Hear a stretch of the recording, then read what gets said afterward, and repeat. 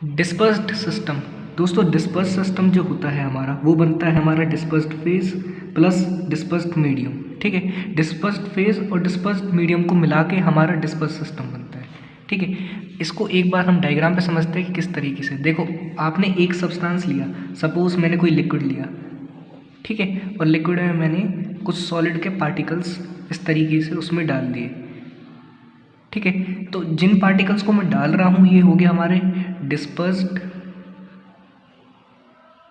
Phase. ठीक है, जिनको मैं ऐड कर रहा हूँ ऊपर से वो है डिस्पर्स्ड फेज। ठीक है, और जिस मीडियम में मैं ऐड कर रहा हूँ वो है हमारे डिस्पर्स्ड मीडियम।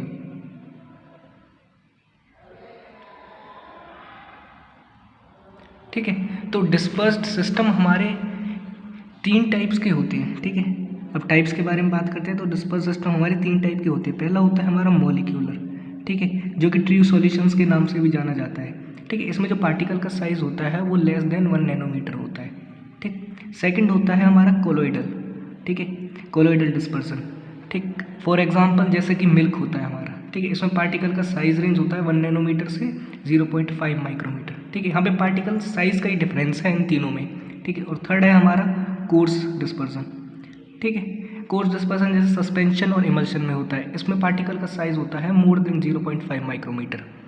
ठीक है, अब एक एग्जाम्पल देते हैं, देखते हैं कि एग्जाम्पल क्या है डिस्पर्स सिस्टम का हमारा।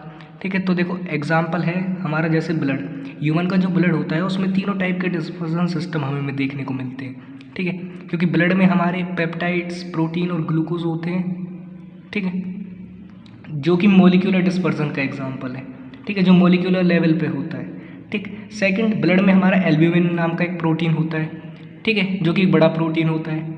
ठीक है, ये हमारा एग्जाम्पल है कोलोइडल डिस्पर्सन का। वहीं थर्ड, ब्लड में हमारे आरबीसी होते हैं, रेड ब्लड सेल्स, ये एग्जाम्पल है हमारे कोर्स डिस्पर्सन के।